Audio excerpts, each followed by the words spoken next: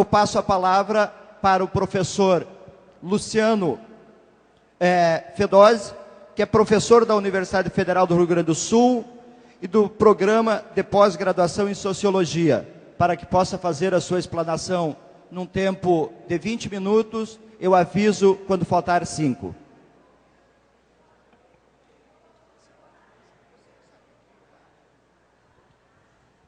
Bom dia a todos. Eu peço licença para falar aqui da mesa. Me sinto mais confortável assim. E, em primeiro lugar, eu gostaria de agradecer o convite da Secretaria de Planejamento e Participação, na pessoa do secretário João Mota, assim como de toda a equipe organizadora, e também saudar os demais representantes da mesa. Bem, esse tema central da pauta do terceiro seminário internacional, ele tem uma relevância, sem dúvida, muito grande, né? Hoje, na agenda participativa, ou agenda da democracia participativa, nos diferentes níveis, municipal, estadual, nacional, está incluído nos temas, fundamentalmente, das questões da efetividade e da qualidade da participação. Ou seja, o tema da necessidade de integração entre a diversidade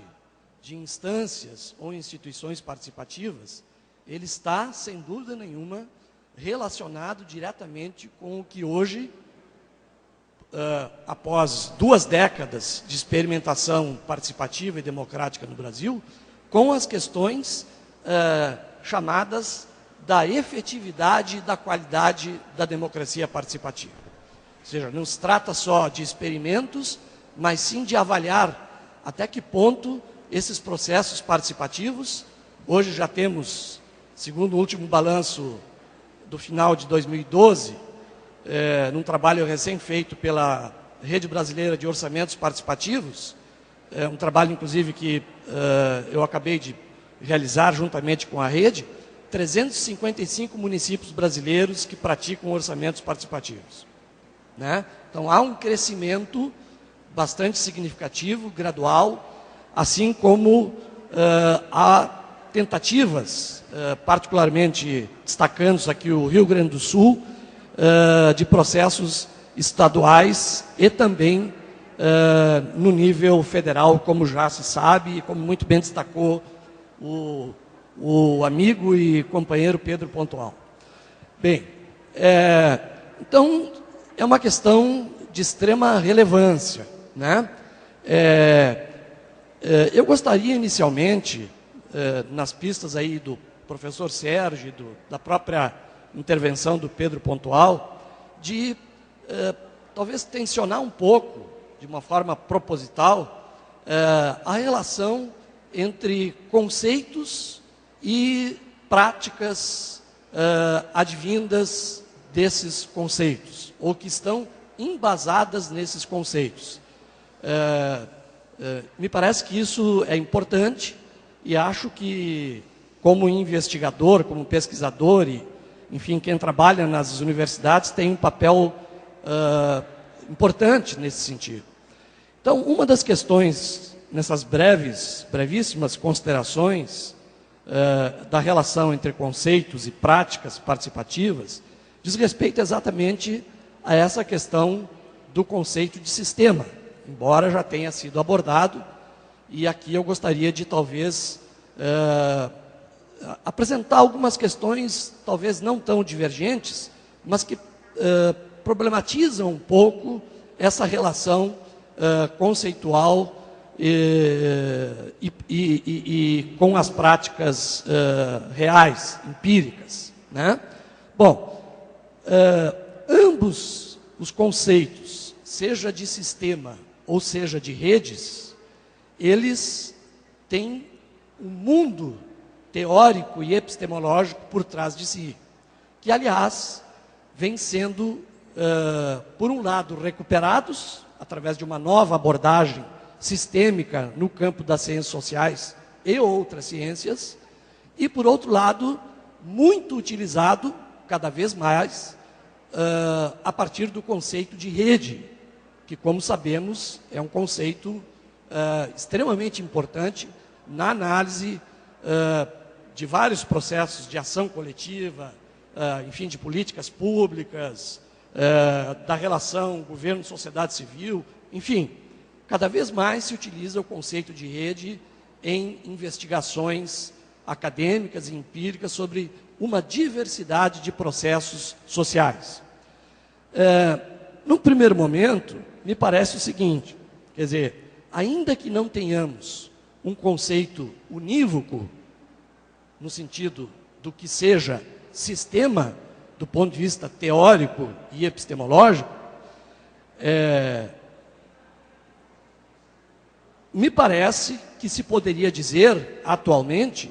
que se trata fundamentalmente de um recurso conceitual aplicado ao objetivo da redução da complexidade. Ou seja, na medida em que existe uma multiplicidade de práticas, e aqui eu estou falando de um ponto de vista abstrato, não exatamente participativo, né? Ou seja, na medida em que as sociedades se tornam mais complexas, mais diferenciadas, mais distintas, onde se estabelecem espaços com certo grau de autonomia relativa, há uma complexidade maior e, portanto, a ideia sistêmica, ela remete a um conceito no sentido da redução dessa complexidade. Não uma redução prática, mas uma redução explicativa, né? Isso supõe, de certa maneira, fundamentalmente, a noção de partes dependentes entre si. Então, ainda que se tenha clareza, como foi citado aqui, resgatando a intervenção do professor Sérgio na intervenção do Pedro Pontual, ainda que se tenha e que se trabalhe com uma concepção de sistema aberto, flexível, não engessável, ou seja, nesse sentido, me parece que não se pode escapar da ideia de que a noção de sistema não pode existir como tal se ela não supor a relação entre partes relativamente dependentes entre si, ou que nós poderíamos dizer conectadas entre si. Bom, por outro lado, essa noção de sistema, né, ela supõe, evidente, processos de entrada e de saída, o que nos leva à ideia essa de um sistema mais ou menos aberto. Portanto, de certa forma também mais ou menos hierárquico, né? Eu estou falando, mais uma vez ressalto, do ponto de vista mais genérico e abstrato. Quer dizer, uma questão chave, digamos assim, nessa noção de sistema, diferentemente da rede, é que a noção de sistema, embora não exista um conceito unívoco, ela nos leva a uma certa concepção mais holística da complexidade social, ou da complexidade de uma determinada situação a ser analisada, né? Portanto, ressaltando esse caráter aberto, quer dizer, não se poderia falar propriamente de um sistema sem supor a conexão, a relação, e aí essa relação pode ser de complementaridade ou até de, enfim, de conflito, de sobreposições, etc., entre essas partes.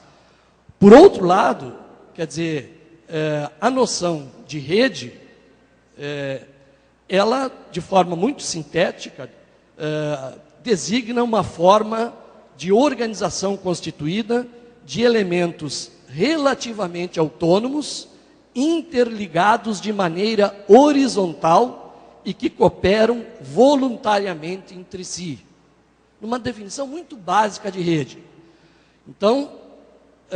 ao invés de uma certa noção, com tudo que isso supõe, não de uma forma única, de uma certa suposição holística, ou seja, mais integral, mais global, ainda que não fechada, que não encerrada, que aberta, diferentemente dessa suposição do conceito de sistema, a suposição da noção de rede é muito mais centrada em noções como conexões e interações laterais, ou seja, inexistência de qualquer hierarquia, autocontrole da rede, ou seja, não há nenhum ponto da rede que detenha algum grau de hierarquia que subordina e controla os demais, supõe relações voluntárias em geral e não formal, ou seja, as posições não estão definidas a priori dos atores ou dos agentes ou dos sujeitos que compõem essa rede. Então, do ponto de vista teórico e até metodológico, como vem sendo utilizado esse recurso de rede, ao constituir, inclusive hoje, a partir de softwares especializados para investigação em ciência social, por exemplo, se mostra claramente como são constituídas as relações entre atores, que podem ser entidades, sujeitos, pessoas, agentes em geral, e isso demonstra, digamos assim, que apesar dessa inexistência de uma hierarquia, dessa inexistência de uma formalidade, existem pontos mais fortes, ou seja, mais intensos, e pontos menos fortes e menos intensos. Ou seja, existiriam pontos que são mais projetores do que recebedores do fluxo de comunicações no processo de interação. Né? Bem, o fato é que o que nós poderíamos dizer, de forma muito sintética e básica, como ponto em comum das noções de sistema e de rede, é que se trata de partes conectadas e complementares com elementos que fazem parte desses dois conceitos, sistema e rede. Ou seja, por um lado, busca-se uma visão mais global, mais integrada, e por outro lado, busca-se uma conexão que não estabeleça propriamente graus de hierarquia, do ponto de vista genérico, abstrato e teórico. Há que se ver se na prática esses elementos estão presentes. E aí surgem desafios muito grandes nesse sentido. Quer dizer, o que se percebe, isso já foi dito, né, nesse processo, inclusive histórico, é que na prática prevalece a fragmentação, o particularismo, a sobreposição, ou seja, uma série de práticas de não conexão, práticas de não existência de fluxos e de metodologias e de formas, de instâncias que possibilitem operacionalizar na prática tanto noções oriundas do conceito de sistema como oriundas do conceito de redes. E aí se coloca, né, como constituir estas conexões para além da espontaneidade, que é muito comum, né? Ou seja, que procedimentos ou fluxos supõem formas objetivas de estabelecer essas conexões, imaginando-se agora no caso das práticas de democracia participativa. Em outros termos, absoluta clareza sobre quem discute, ou seja, que atores participam e que tipo de decisões são tomadas sobre o quê? Que diz respeito à questão do conteúdo. Uma outra questão: qual a relação entre as decisões tomadas? Esse é um grande desafio prático. Ou seja, e aí me parece que, se por um lado já é um grande avanço constituir instâncias onde há a presença de representação dessa multiplicidade de canais, de instâncias, de instituições participativas, seja de agentes governamentais, seja de agentes da sociedade civil ou do mercado, ela ainda não responde, na prática, a essa questão sobre a relação e as conexões entre atores, conteúdos, ou seja, agendas, pautas e decisões tomadas. E acho que esse é, digamos, na prática, embora alguns casos demonstrem avanços nesse sentido, digamos assim, um desafio muito grande. Me parece que, para além da ideia da clareza das regras do jogo, ou seja, o fato de que nessa multiplicidade importante, necessária, desejável, de práticas participativas, composta por atores diversos, com temas diversificados, com linguagens distintas, com ferramentas distintas, né? Trata-se, digamos assim, de um processo onde essas regras do jogo, construídas pelos próprios atores desta multiplicidade da participação, estejam absolutamente claras no processo de construção dessa tentativa de conexão entre os processos de participação. Por outro lado, isto determina uma importância ainda maior para o fluxo de informações. Quer dizer, o tema da informação, que sempre foi chave para qualificar a participação, ele ganha uma importância ainda maior quando se trata do objetivo de estabelecer essa conexão, seja por meio da noção de sistema ou de redes, né, entre essas diversas formas de processos participativos. Para além dessas noções de controle, de accountability, ou seja, de prestação de contas, que já historicamente fazem parte, do ponto de vista teórico e prático, dos processos de democracia participativa. Agora, há que se levar em conta,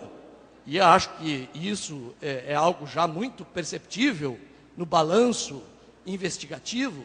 dos processos participativos, mas que na prática não há ainda uma incorporação concreta do fato de que existem assimetrias, heterogeneidade e desigualdade muito grande dentre os atores que participam no interior de um único processo de participação, por exemplo, orçamentos participativos, assim como nesta multiplicidade de instâncias que configuram, digamos assim, esse processo mais complexo e mais rico. Então, um tema que, de certa forma, tem sido negligenciado, e eu diria, menos do ponto de vista teórico, mas mesmo nesse campo, e mais do ponto de vista prático, é a consideração do fato de que os participantes, a população, as comunidades, os eleitores, ou seja, enfim, aquilo que constitui a sociedade civil, em últimos termos, não é algo homogêneo. Ela é constituída por hierarquias que se dão de acordo com certos capitais, em geral, além de experiências de socialização. Então, se está embutido uma ideia pedagógica nesse processo, as investigações têm demonstrado que, do ponto de vista de resultados, como aprendizagens, transformações de cultura política, ela é desigual, porque supõe-se e aí isto foi já muito forte, mas acho que continua sendo forte hoje, que a participação espontânea em assembleias ou em instâncias, por si só, é um processo pedagógico. Quando, na realidade, a desigualdade, a assimetria, a diferença de capitais, seja ele cultural, de socialização e etc., interfere nesse processo de aprendizagem e, portanto, as estruturas de oportunidade não são tratadas a partir desses processos, digamos, que integram públicos distintos. Ou seja, o que eu gostaria de dizer, já encerrando, porque o tempo já se esgota, é que, pelo que eu tenho percebido, e aí não posso falar de investigações tão amplas como é o caso do nível federal e até estadual, embora estadual esteja acompanhando um pouco mais, é que, embora haja uma pluralidade de instâncias, que é importante, necessária, quer dizer, a inexistência, com raras exceções, e processo ou sistema de planejamento urbano, que inclusive, na sua reformulação, instituiu as regiões de planejamento urbano, que coincide no seu recorte com as regiões do orçamento participativo. Ou seja, a inexistência dessa conexão na prática, né, ela configura, digamos assim, uma menor efetividade e uma barreira para a qualificação e a qualidade do exercício da democracia participativa. Né? Indo mais longe ainda, algo que tem sido sempre resistido quando isso se coloca em discussão pública com os próprios participantes do orçamento participativo. A relação entre assembleias temáticas, por exemplo, a temática de saúde e assistência social, e a existência de um Conselho Municipal de Saúde que é anterior ao orçamento participativo e tem uma história extremamente importante de luta pela saúde pública, nesse caso específico na cidade de Porto Alegre. Claro que tem uma história política por trás disso, né? As temáticas foram construídas numa lógica, num entendimento conservadora, de crítica aos conselhos municipais temáticos, mas perduram até hoje. E há uma grande resistência, não só de gestores, e eu incluo aí, não evidentemente uma leitura partidária, mas dos próprios participantes, ou seja, aí entra a ideia de que a sociedade civil é importante, mas ela não é homogênea e ela não é portadora por si só de uma virtude democrática, né? Na medida em que entra uma resistência muito grande de